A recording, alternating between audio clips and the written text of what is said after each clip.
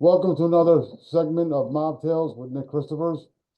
Thanks for sharing, subscribing. Please do that. Leave comments. We definitely appreciate that as well. Um, Today we have a very interesting guest, Don Capria. He's a has a very colorful background.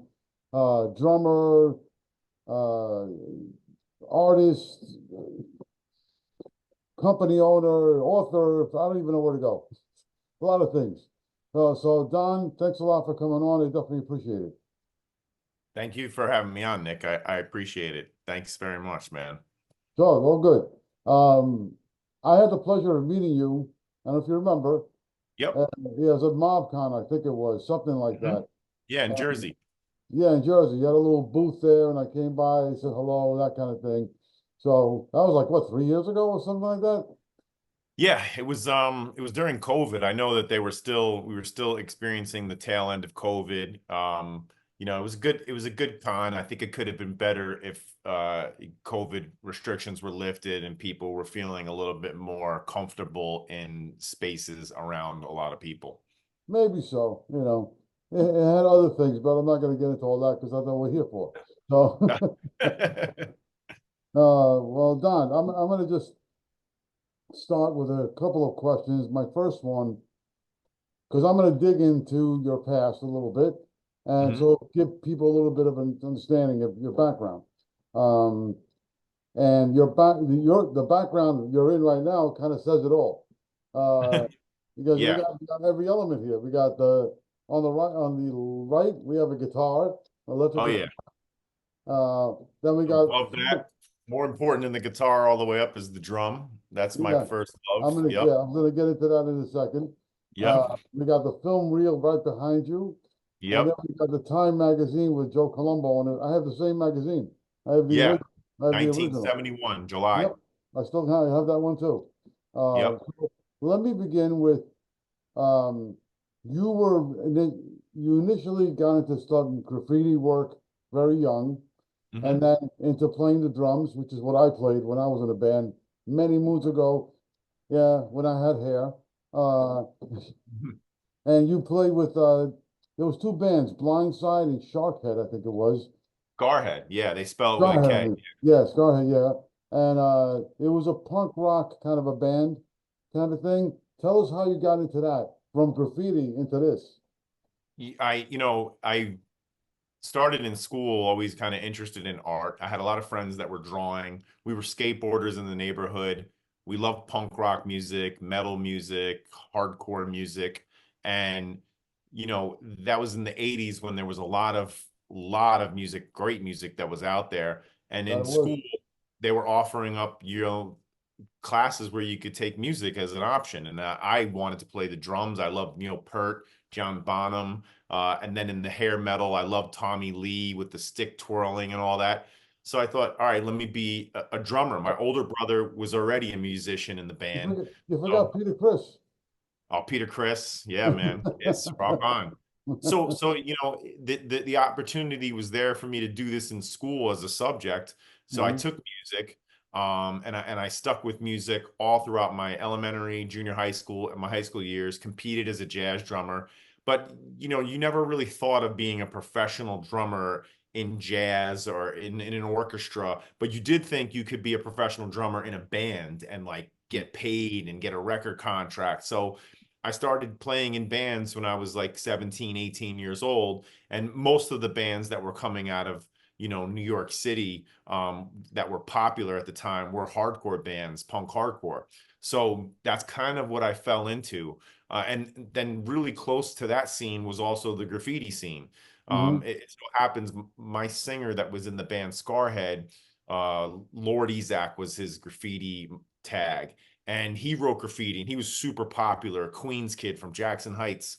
So we had all these commonalities in the music and in the art scene. And I really loved, writing graffiti. I think I got a thrill of being an outlaw and spray painting on the train lines and bombing all throughout my high school years. And I definitely loved live performances. I loved playing, drums in front of people. And then I got the opportunity to tour, and then I think I graduated from from, well, the graffiti never brought money in. The touring never really brought money in. But then I started to notice that, like, well, music management is something that I think I could do. So instead of playing in bands and touring, I started getting into music management. And That that was my next question. I was you yeah, were getting into that. But before I even get into the management part, when yep. you were with Scarhead and Blindside, did you Mhm. guys cut any records? Yeah, so Blindside was an unsigned band. And we did cut two records. We self-produced, self-promoted. Hmm. We didn't tour heavily. We didn't tour nationally in that band. It was really just the East Coast. But then when I was in Scarhead, they had already had a record contract with Victory Records and Triple Crown. So I ended up doing the following record after Kings at Crime. And I toured the Kings at Crime album, and then I ended up managing that band after I left and produced the record on Ice Cream for them, which was called Drugs, Music, and Sex. So I was writing, recording, and always, staying in the mix with music throughout my 20s. Okay. Well, interesting fact that you mentioned that. Now, the band Blindside. You said you self-promoted and self did everything back, but back then was different. Yeah. If you The were to sit here and compare, so the young people who may be watching who are into music, before we get into the mob stuff, but when it comes to that fact, from self-promoting and everything back in that time was a lot different than it is now. Oh So yeah. give us a little bit of a comparison of the two. Yeah, I mean, you had to know your way around a printer, because the main way that you got people to come to your shows was flyering, and Hmm. and you did this by, going to the copy shop, and if you weren't doing full 8 by 10 flyers, you were making them into quarter panels, and Hmm. you would just print them up, you'd cut them yourself, and you'd go to all these different venues that were performing, having live bands at, and you'd hit the parking lot. So if you had a comp band, like another hardcore band or a punk band similar to yours, you needed to be at their shows in the parking lot, putting these flyers underneath the windshield Windshield. wiper. When the kids were online, you had to hand them out in line. Well, Yep. then we learned how to make stickers through regular copy machines as Staples, where we would buy the label paper and then Hmm. make the band stickers. We would hand out the band stickers to as many girls as we could find. And that era, there was no internet, right? So you had to try to get into what we called fanzines, and this was like a self-made magazine back then. And the writers were no different than regular kids that were in the music scene. So they were showing up to shows, they were writing about bands, live performances. So you could not have a record contract, management, agency, but you could still get promoted and be in print, which was, that Big was a high thing. back then to be in print. Yeah, I remember those days. Yeah. Yeah. I used to be because I loved all kinds of music. I mean, I love the Ramones, um, but I loved all styles of music. I like metal. I like everything really. I love freestyle because I love dancing. So I used to Hmm. do that where I used to go to nightclubs, and me and my friends, we were helping a friend out who's a singer. We made flyers and we stick them out on, like just let put them on windshields or.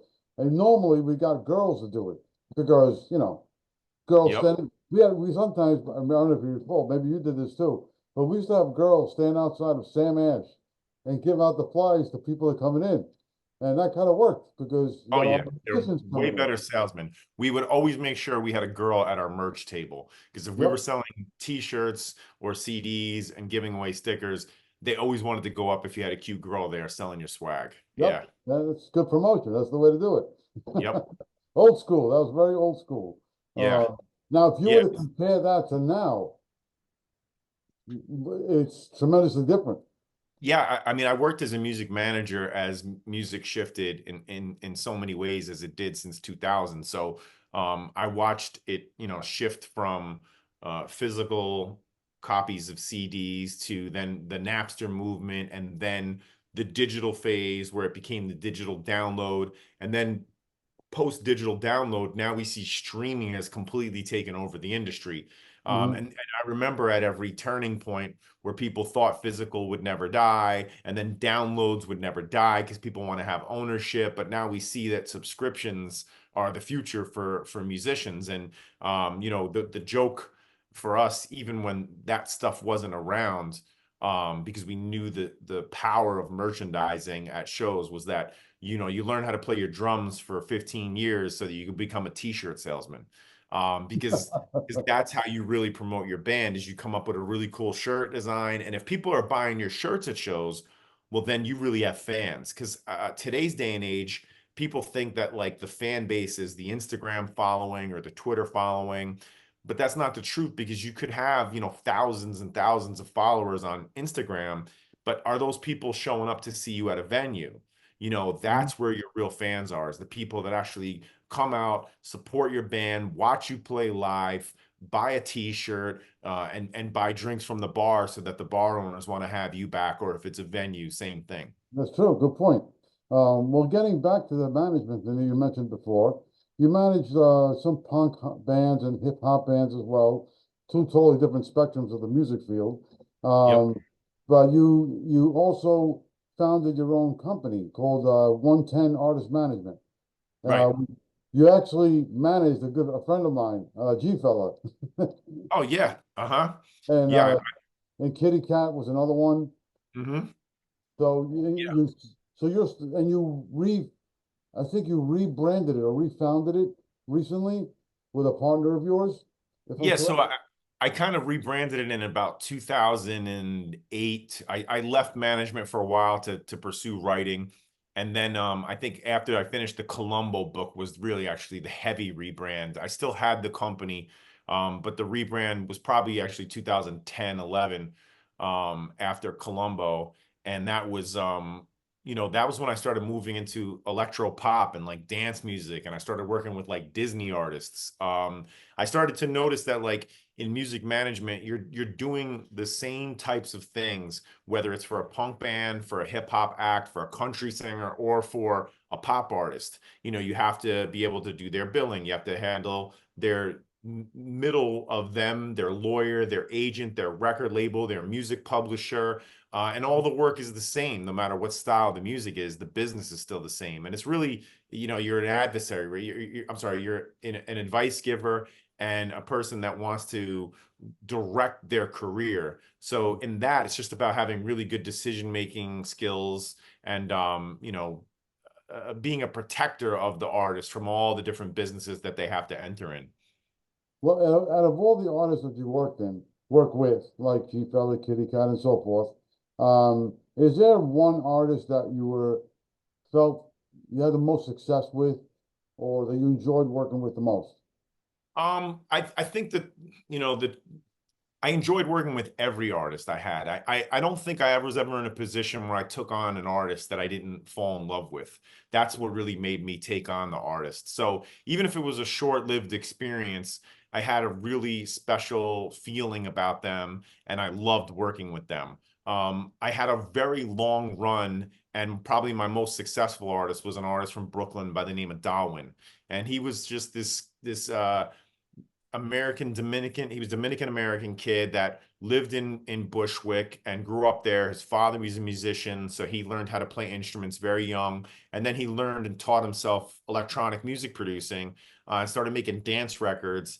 And when I first heard his dance record, which was actually charting on the dance charts, when I started working with him, I didn't have the idea that he was also playing, you know, three, four different instruments to produce this stuff. I thought he was just one of these kids working on the computer and, you know, maybe buying the beats and whatnot. So I went to his music studio and I was blown away when I saw this kid playing, you know, flamenco, and playing guitar and playing the piano and playing the bass. And I was like, wow, this kid is so talented. And I ended up having a really great career working with him, traveled the world with him, you know, got quite a few. He was certified platinum in 9 territories with 1 year's work.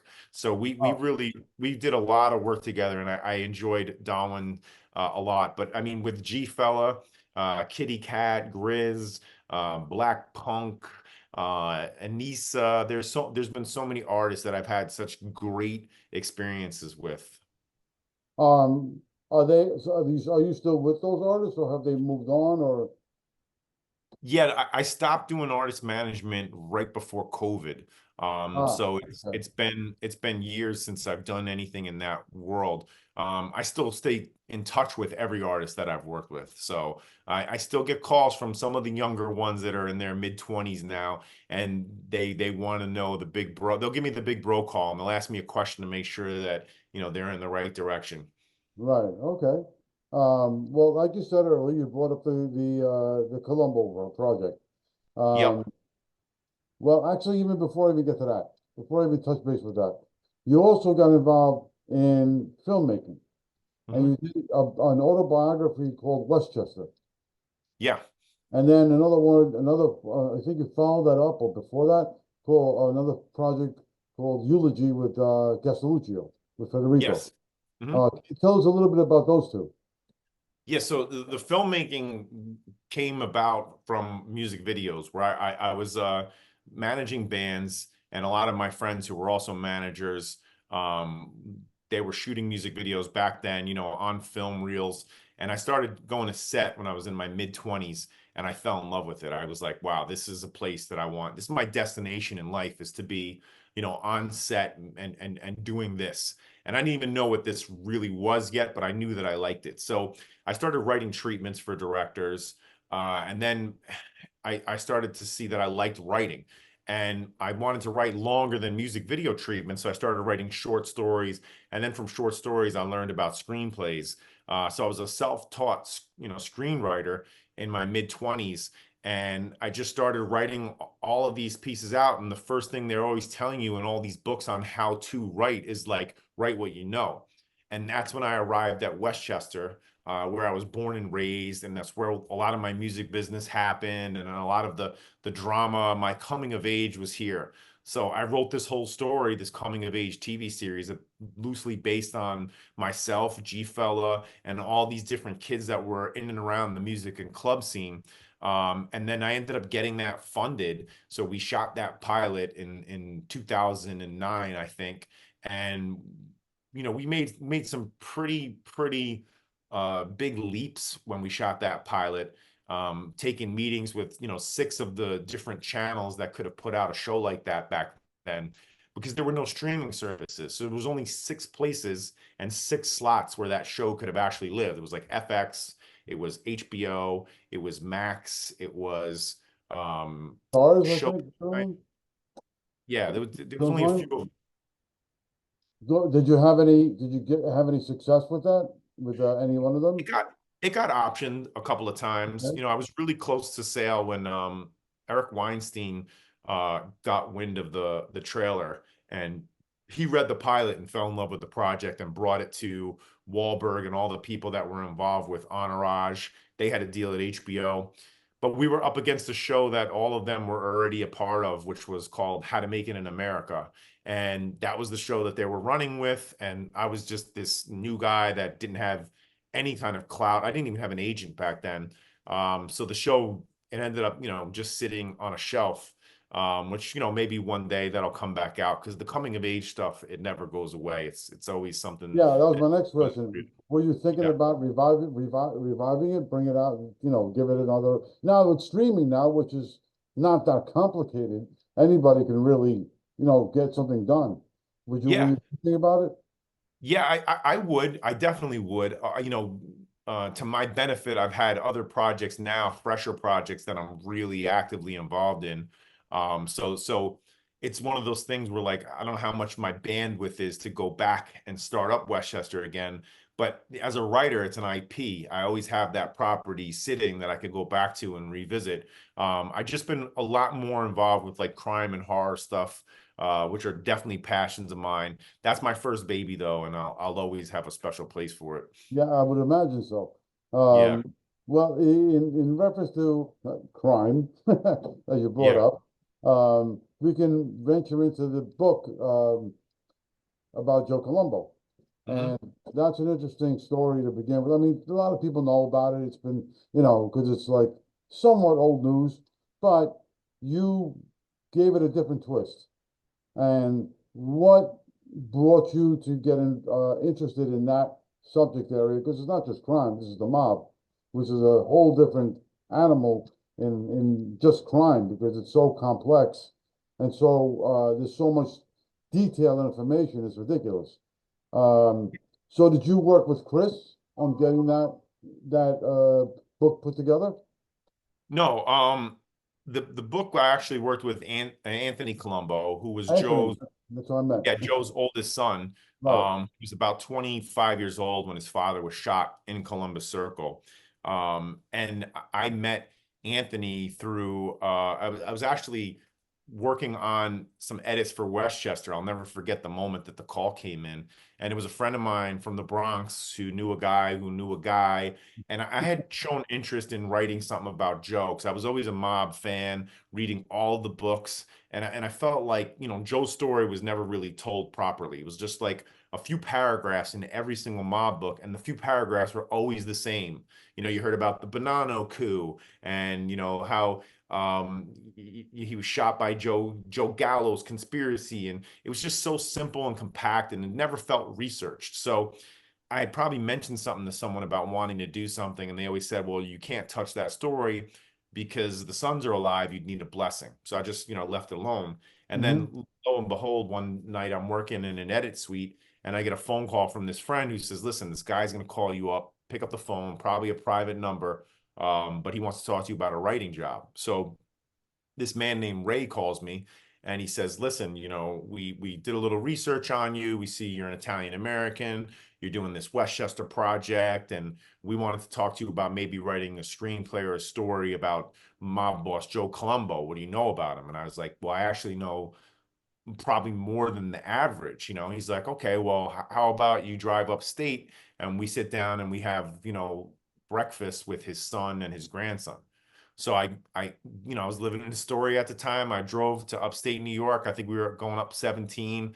And I met at this roadside diner, and we sat at this big round table, and Anthony Colombo came in, you know, cane in hand, and we sat down with him and his son Anthony Jr., Ray, who put the book deal together, who had the agent in Hollywood, and we talked about Joe Colombo, and he asked a lot of questions, a lot of the questions that didn't have answers that were in books, so he could tell that I was, you know, researching Joe beyond what was, you know, in the mob books at the time. And Hmm. I think a couple of things came up that he was piqued his interest and wanted him to talk to me further. One was COINTELPRO, which a lot of people didn't know about. And when I told them I knew about the federal agency, and I didn't believe that John Q. Public's story about Joe Gallo, you know, putting the conspiracy for the shooting together. And the next step for me was to send a writing sample to their agent, Mickey Freiberg, who's, you know, famous for the Joe Pistone books, all of the Bonanno books. I sent them a chapter, and when Mickey read it, he loved it and said, "This is your guy." And I got the job writing the book. Wow, that's pretty cool. Yeah, Very interesting how that came together. Uh, yeah. now, I haven't had the opportunity to read the book yet. I'm not gonna lie and say I did. I'm Well, interested. I was going to ask for your address today and send you a copy. I, So, I appreciate that. yeah. Because I grew up with those. I mean, as you may already know, I've written Hmm. 5 books in that subject area, not about Yep. Columbus, but the mob in general. And Hmm. I know a little too much. And I've been around those guys not a lot of times. I mean, I'm good friends with Bill Catolo Jr., which was Wild Bill's son. Uh, Hmm. Vic Arena. I grew up. I knew them. I know the whole family. I grew up with them. So I Yep. know a lot about them, about that world per se. Yeah. Vic Arena is a dear friend of mine too. Oh, really? Yeah. Oh, the son, Yeah, the Vic son, Jr. obviously. Yeah. Yeah. Okay, cool. Well, That's no, great. I'm sorry, not Vic, not Vic Jr., who would be my age, but his father. His So Vic, father. Okay, yeah, so little Vic's son, right. Vic Arena, who was, you know, locked up numerous times Yeah, during that 1980 the the Persico Trump. Renal War that they called Right. it. Correct. Yeah, I know Vic, very great guy, and his brother Andrew I know is a big researcher on the mob and FBI stuff as well too. So good family. Oh, yeah, yeah. And, well, Andrew is a good friend of mine. Andrew is all the 4 sons. I know them all. Hmm. Like I said, I grew up, they lived 2 blocks away from me. So that's how close we were. And his father, Vic, used to come to my dad's cafe all the time, always Okay. sit in the back, because that's how well I knew them. So it's like in going to the Colombo story, not so much the time of Vic, because that's way after Joe. Yeah, way after. Um, and now Joe Gallo supposedly Hmm. set up this whole thing. I don't believe it. I Yeah. never seen any proof that he actually did. So I No. think the whole thing was a conspiracy cover up. Hmm. And I think it was, I believe, to my best understanding, that definitely Carlo Gambino set that whole thing up, in my opinion. Hmm. Um, what is your, I know you wrote the book and everything, but what is your take on all that? Yeah, I mean, I would call mine it's an educated guess, because I think I've educated myself way more than the common man on the shooting itself, from Right. FOIA documents on five different figures and the league, to the ballistics reports that no one had pulled from FOIA, from the NYPD, all of Seidman's notes, Dennis P. Hallman's notes, who was the organized crime task force supervisor for the FBI in New York at that time. I interviewed police officers that were never interviewed by anyone in law enforcement at that time. And then I went down and interviewed street guys with access, who were also on both factions, the Gallo side and Colombo loyalists. So, after doing years of research on the subject, it becomes one of these things for me that it's kind of sad that that story still gets promoted, the Gallo story. Even in recent, I didn't see it yet, but I know History has a documentary out right now about the five families from the Selwyn Rab book, Yeah. which is a Yeah. very good book. It's a very well researched book. But again, it doesn't explore Colombo as much as I'd like it be explored. So that's why I have the standalone book on it, which tells so much more information. But they also did not explore the shooting. They just go with the Joe Gallo thing. And I'm a little hurt by that, because I think that we're supposed to investigate, and we're supposed to be critical thinkers, and we're supposed to look at evidence, right? Hmm. And no, like you said, there's been no evidence to support the Joe Gallo theory. It's just been the John Q. Public story to say case closed. Now Gallo's dead. Colombo got shot. He passed away. Let's close this case and put it to rest. That's what it was. Michael Francesi, a guy who was a young kid at that time during that era when that shooting happened. He speaks on it too, but I can't trust his opinion either, because we know that he's played the federal informant side. It's a thing where trust is a very big issue for me, so I have to trust the facts. And my Hmm. personal opinion is that it was an FBI, CIA conspiracy shooting involving key figures in organized crime. And I think one of the key figures, not even Carlo Gambino, I think it was the government witness that they turned in 1963, Greg Scarpa. So Oh, wow. That's yes, interesting. yeah, because there is evidence out there that Scarpa has done FBI black bag jobs Yeah. over the years, Hmm. including the evidence to the Mississippi burning case. Mississippi running, yes. Um, Hmm. so it makes perfect sense that if COINTELPRO is going to get in bed with the CIA and operate a mission to assassinate someone, and they needed someone within the Colombo crime family, he was their key informant in 1971. It's true. So It's true. a lot of that aligns up, and That that's what I makes believe sense. the Shit, conspiracy that makes a was. lot of sense. Yeah, Yeah, now that I think about it, yes, for sure. Well, I'm going yeah. to ask you something else. I don't know if you ever saw it, but there was a show on Paramount about the making of The Godfather Oh called yeah, definitely saw it. I saw it. I loved the it. It's a very entertaining show. exactly keyword entertainment. Entertaining. It's entertainment. Yeah, it's not a historical show. Yeah, I the whole Colombo thing made me Oh, laugh. it's I mean, all a that farce. There's was not. I mean, I know that from proof, because I have a whole chapter dedicated to the God making of the Godfather in Colombo. It's actually chapter 13, I think, Mhm. and uh, that chapter discusses factual information about the making of the Godfather. And I think the best book you can read on the making of the Godfather is by Mark Seal, called "Leave the Gun, Take the Cannoli." And I actually took and exchanged notes with Mark Seal when writing my book, and then gave him notes for his book as well. I know that Giovanni Ribisi, who played Joe Colombo in The Offer, used my book as a reference to get to learn Joe Colombo, because we sent information to his agent, and he actually shouts me out on a bunch of different interviews, crediting the book as his source for inspiration. Now, Al Ruddy, I interviewed for the Colombo book, and I have a lot of quotes from Ruddy, and I still have the interview taped. It's a totally different story Yeah, I'm than what sure. he told to Paramount. Again, the show's super entertaining, and I loved it. It's a Me joyride. too. I loved it. Guy who plays Bob Evans should have won an award. He was outstanding in his performance. But Ribisi's character for Joe Colombo was a little bit clumsier than Joe Colombo was, because Joe Colombo was the most clever. And there was a reasoning behind every single move that he made that's never explained in that show. And I'll give you a for instance. Mhm.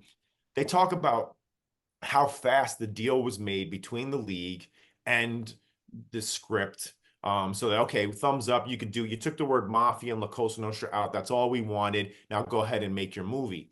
So like when people talk about that, it kind of is told in a way that makes Joe seem like that's all he cared about, and he just wanted to just get the word mafia and La Cosa Nostra out because it didn't exist, and now go make your movie.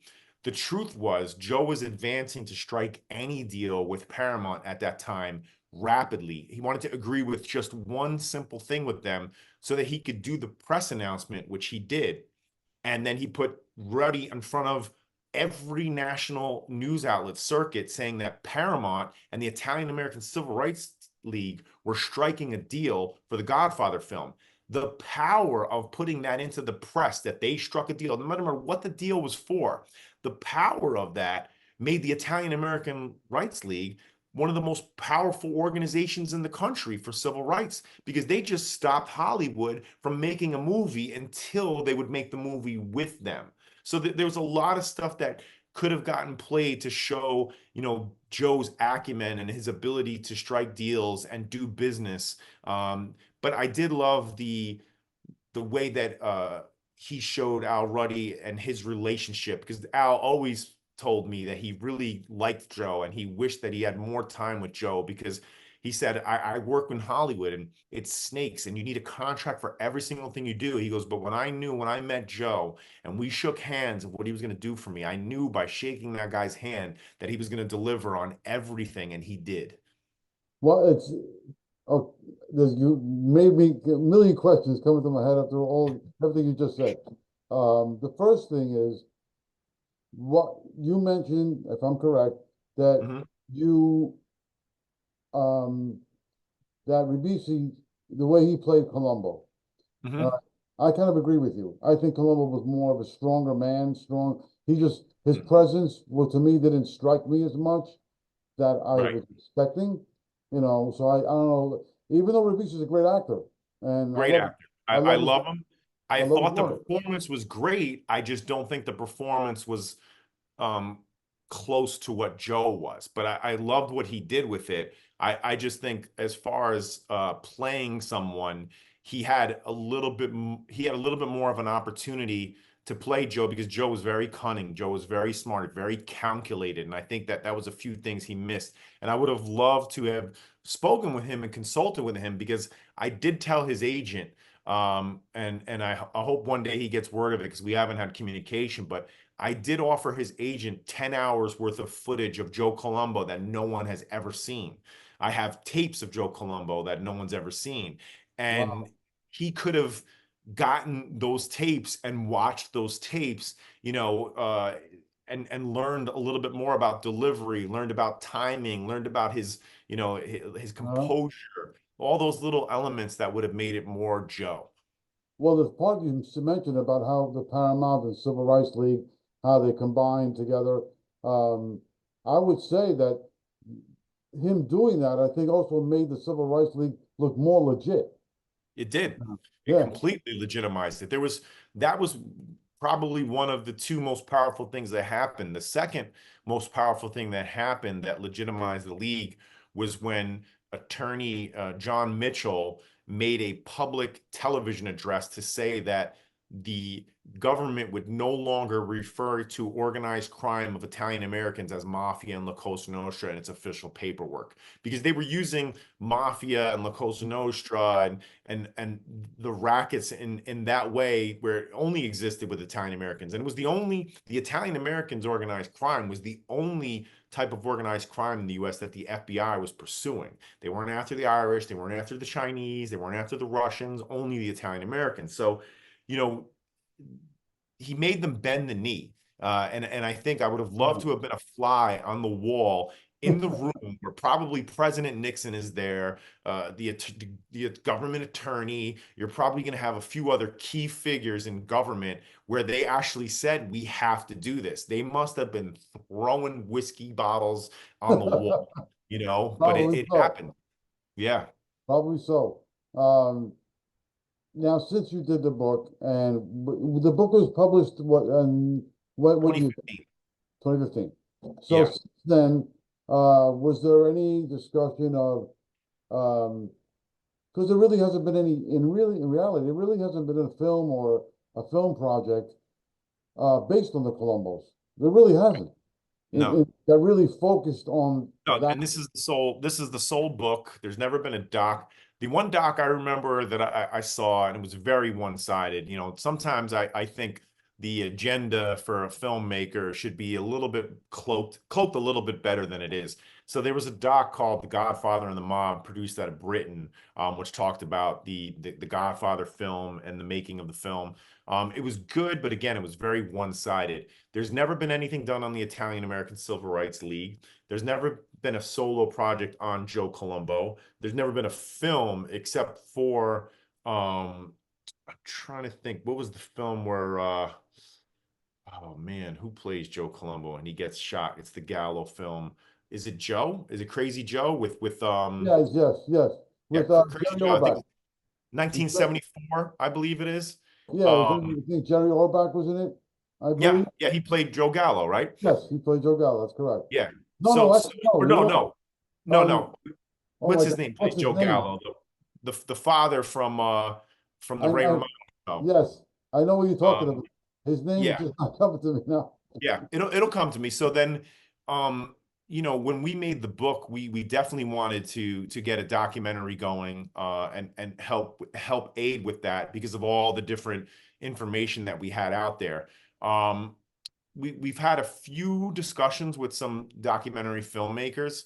I think sometimes they don't see the same vision, so the option was never turned into the project. We didn't really advance with it. I'd love to be involved, and I'd love to talk to some producers, some legit producers that wanted to do something special with it because there's so much story, as you mentioned even earlier. It's like the Joe Colombo story is not your typical true crime story. It's so much more historical, especially New York City history, Mhm. because of what was happening. When he started the league, it was at the height of the civil rights movement. I mean, the league's offices bombed, by someone. I mean, there was just so much stuff going on, so much amazing story built into that didn't even have to do with the mob stuff. So, you have your key characters in a movie for a mob movie is usually mobsters, gangsters.